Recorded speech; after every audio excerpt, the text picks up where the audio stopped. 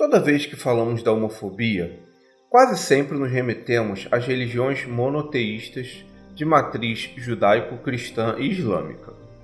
Contudo, algo que é muito pouco falado é que a homofobia, tal como a conhecemos, tem parte de sua origem na Grécia Antiga. Isso pode parecer surpreendente, pois muita gente acha que os gregos eram sexualmente livres, tolerantes à homossexualidade, e aí veio o cristianismo e acabou com tudo isso, introduzindo a intolerância e a perseguição. Só que o que você talvez não saiba é que a história pode não ser exatamente assim.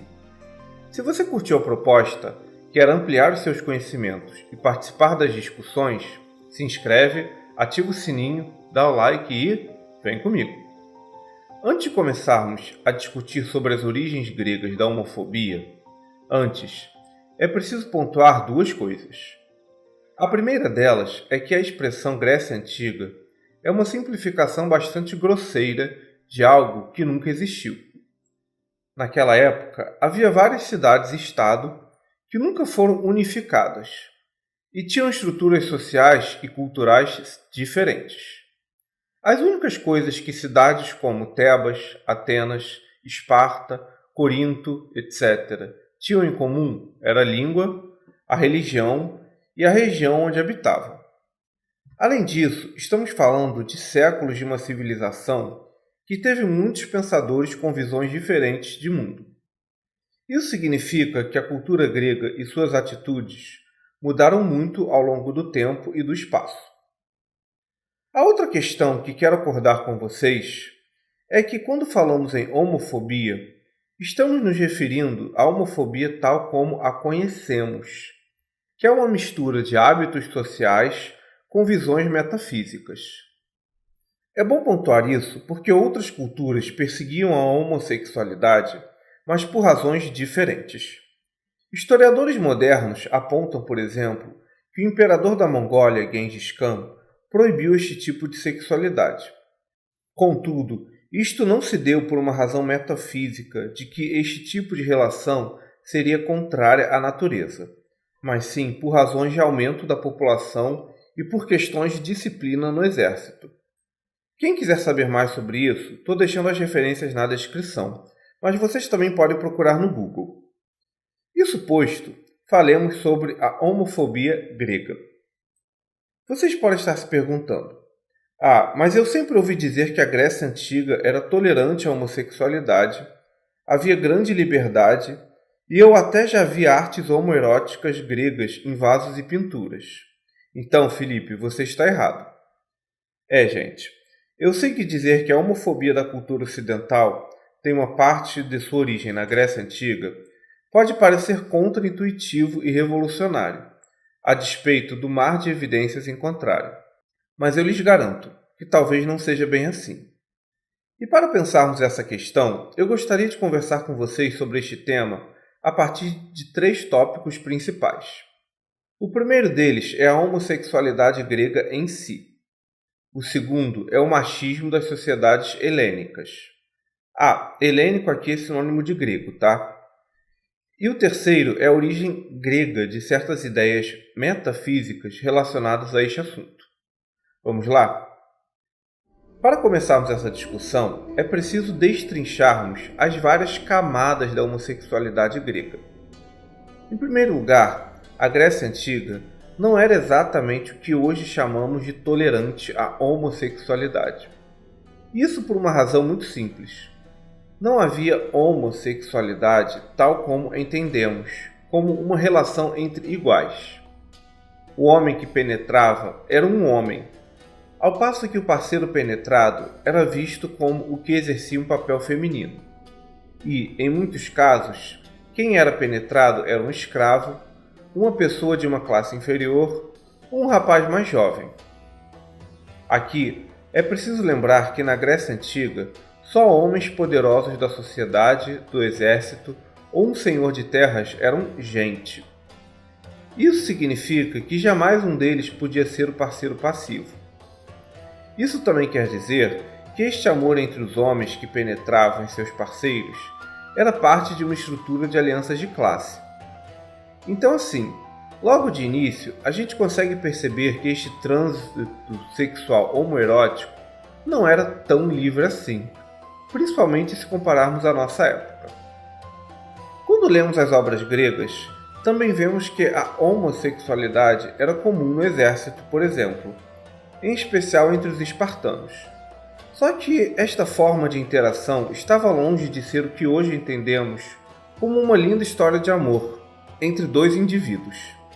Esta relação não era a mesma que as nossas relações amorosas contemporâneas. Elas eram 0% individualismo e 100% sacrifício.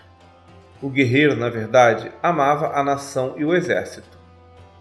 Este tipo de relação entre amantes na guerra era algo militar e que buscava proteção num mundo bruto e violento. E aí a gente entra na tão famosa pederastia grega. Muita gente diz que isso era uma forma de abuso de crianças. Bem, sobre este tema é preciso caminharmos com algum cuidado para não incorrermos em anacronismo, ou seja, ver as coisas fora de seu tempo. Aos nossos olhos de hoje, você se relacionar com alguém com menos de 18 anos é moralmente condenável. Mas estamos falando de uma época em que as pessoas viviam até os 28 ou 30 anos de idade em média, devido a guerras, doenças, etc. Isso sem contar a alta taxa de mortalidade infantil e de mortes de mulheres no parto. Então, naqueles tempos, a menina menstruava e já estava boa para casar. O menino começava a nascer bigode, já estava em idade reprodutiva. A gente pode achar isso inaceitável pelos nossos valores de hoje, mas era como o mundo era antigamente. Então, assim, falar em abuso de menores de idade é uma afirmação fora de seu contexto. Contudo, isso não significa que não podemos falar de outras formas de abuso. Hoje em dia, sabemos claramente que existe uma coisa chamada orientação afetivo-sexual. Neste caso, você forçar um heterossexual a ter relações com sexo semelhante ou um homossexual a fazer sexo com alguém do sexo oposto pode ser uma experiência extremamente traumática e desagradável. Só que antigamente a lógica era outra. Não só na Grécia Antiga, como em quase todo o mundo antigo, entendia-se que os seres humanos podiam potencialmente fazer sexo com ambos os sexos. Os homens que se relacionavam apenas com mulheres era simplesmente porque eles preferiam isso. Assim como hoje entendemos que há pessoas que preferem comer frango, peixe ou carne vermelha. Mas estes homens não eram algo diferente, tal como entendemos hoje em dia com as pessoas que são homo ou heterossexuais. Então, assim, no caso especificamente da pederastia grega, certamente muitos rapazes mais novos que se envolviam com homens mais velhos deviam gostar. No entanto, quantos mancebos que hoje chamamos de heterossexuais não devem ter sido obrigados a serem penetrados por homens mais velhos que lhes causava asco e dor? O horror que os primeiros cristãos tinham à pederastia grega era tão grande que eu não consigo deixar de imaginar o quanto essa instituição não deve ter sido abusiva e traumatizante para muitos rapazes. Muito da subjetividade dessas pessoas comuns que se envolveram em atos de pederastia se perdeu pelas areias do tempo. Mas não é difícil pensar o quão este tipo de coisa deve ter gerado inúmeras situações de violência, a despeito da idealização de um passado livre e liberal que muitos fazem da Grécia Antiga. Mesmo que façamos todo tipo de contextualização histórica, na vida real, um jovem heterossexual de 13 anos ser penetrado por um homem mais velho definitivamente não devia ser uma situação agradável. É bom lembrar também que a Grécia não tinha nada como uma vida que modernamente chamamos de gay. Não havia casamentos homoafetivos, por exemplo. Os homens, mesmo que se relacionassem com outros homens, em algum momento de suas vidas eram obrigados a se casarem. Até porque, em sociedades guerreiras, fazer filhos é uma imposição social. Então, assim, a Grécia Antiga tinha alguns aspectos belos, menos opressivos, mas ela não era um sinônimo de tolerância. Até aqui, o que podemos dizer é que a homossexualidade grega era hierárquica, militarizada, institucionalizada, classista, em muitos casos abusivas e, principalmente, machista. Um homem mais velho ou de alta classe que fosse passivo no sexo era ridicularizado. E aí a gente entra no outro aspecto dessa discussão, o machismo da Grécia Antiga. As mulheres na Grécia eram bastante desprestigiadas. Em alguns casos, elas eram obrigadas a ficar em casa e sequer tinham voz pública. Elas nem eram consideradas cidadãs, por exemplo, pois a cidadania era reservada a homens nacionais e livres. Havia situações onde nem sequer uma mulher podia ter propriedade. Tanto é que a palavra patrimônio está ligada à condição de pai. Aqui, claro que nós estamos falando de forma genérica. Há grandes gregas do passado como a poetisa Safo ou a filósofa Hipátia. Mas, quando olhamos de forma abrangente, os grandes pensadores gregos eram todos homens. Vocês devem conhecer a música de Chico Buarque, Mulheres de Atenas, né? Então, aquela canção fala de como a vida das mulheres naquele período era dura. Há até historiadores que apontam que para os gregos a mulher seria uma espécie de homem invertido, pois o clitóris seria um pênis para dentro. Isso significa que, para aquela sociedade, todos os seres humanos seriam homens, alguns externos e outros internos. Muito provavelmente é daí que vem uma associação que nos é muito comum de chamar toda a humanidade ou todos os seres humanos pela expressão o homem. Eu poderia falar horas sobre como as mulheres eram tratadas na Grécia Antiga, mas isso iria desviar muito de nosso assunto. Então estou deixando uma referência na descrição para vocês. Contudo, até aqui, o que eu quero demonstrar é que o desprezo pela mulher e por tudo que é feminino invariavelmente recai no desprezo ao que é afeminado. Um homem que era mulherzinha, principalmente no campo de batalha, era um homem fraco, emasculado e sem força. Até aqui, vocês já devem ter sacado que o desprezo que temos por coisas afeminadas ou ligadas ao feminino tem uma origem grega.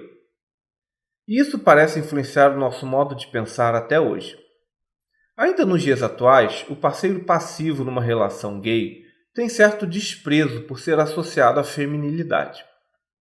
E nesse ponto entramos no terceiro elemento da homofobia grega, a sua teologia e a sua filosofia. Por incrível que isso possa parecer, a homofobia cristã tem parte de sua origem entre os pensadores gregos. Você já deve ter ouvido falar, por exemplo, que a homossexualidade seria contrária à natureza ou algo contra a ordem natural das coisas, certo? Essa ideia está nas cartas do apóstolo Paulo aos Romanos. Só que ele era um judeu helenizado, e isso faz toda a diferença. É entre os gregos que surgiu a ideia de logos. Para quem não conhece este conceito, ele significa uma espécie de inteligência cósmica que ordena a natureza. Segundo os filósofos pré-socráticos, a natureza seria a manifestação de uma inteligência perfeita, que a tudo organizou, principalmente por meio das leis da matemática. O próprio Pitágoras acreditava que haveria uma correspondência entre as leis que regem o mundo natural e o mundo espiritual. Tanto é que parte de nossa tradição de numerologia vem dele. Não sei se você já reparou, mas isso que chamamos de cristianismo é uma fusão entre o Deus Javé dos judeus e essa noção grega de um logos que a tudo ordena com perfeição e sabedoria. O problema deste conceito, de uma inteligência espiritual controlando o mundo, é que se tudo possui uma ordem, a homossexualidade sempre foi vista como um desvio dessa ordem. Afinal, Deus criou o homem e a mulher um para o outro. Se algo está contrário a isso, é porque as pessoas escolheram se opor ao projeto divino ou ao plano de Deus. Essa ideia que associa a homossexualidade a uma violação das leis naturais ou enxerga os LGBTs como criminosos espirituais é essencialmente grega. Os cristianismos só absorveram ela. Bem, se vocês quiserem saber mais sobre isso, eu fiz um podcast sobre a difícil relação entre os homossexuais e o grande arquiteto do universo, que vocês podem acessar clicando no card ou no link na descrição. Nele, dou mais detalhes sobre essa fascinante história. No final das contas, da Grécia, legamos uma associação da homossexualidade como algo abusivo, retratado na pederastia grega, algo que, em muitos casos, devia ser mesmo. Temos a relação entre o feminino e a feminilidade como algo ruim. E também recebemos toda uma construção teológica que nega aos homossexuais um espaço na ordem do mundo. E a religião cristã absorveu tudo isso. Afinal, ela é, em parte, o resultado dessa estrutura social greco-romana. Por mais contribuições incríveis que a cultura grega tenha nos legado, ela também teve aspectos controversos que influenciam nosso modo de pensar até hoje. Mas e vocês? O que têm a dizer sobre isso? Este foi um programa do canal Ágora Gay, um espaço para conversarmos sobre filosofia, religião, política e cultura sob o ponto de vista gay. Eu sou Felipe Dias. Lembro que este podcast é um recorte de um tema complexo. Mesmo que você não concorde com tudo, meu objetivo é iniciar um diálogo para ele ser aprofundado por outros pontos de vista. Deixe nos comentários o que você pensa sobre essa discussão, sugestões e críticas construtivas. Também os convido a ver os vídeos mais antigos do canal e a seguir a gente nas redes sociais cujos links estão na descrição. Lembrando que o Ágora Gay é um espaço dedicado à conversa e aos argumentos e não às ofensas. Até a próxima, pessoal! Valeu!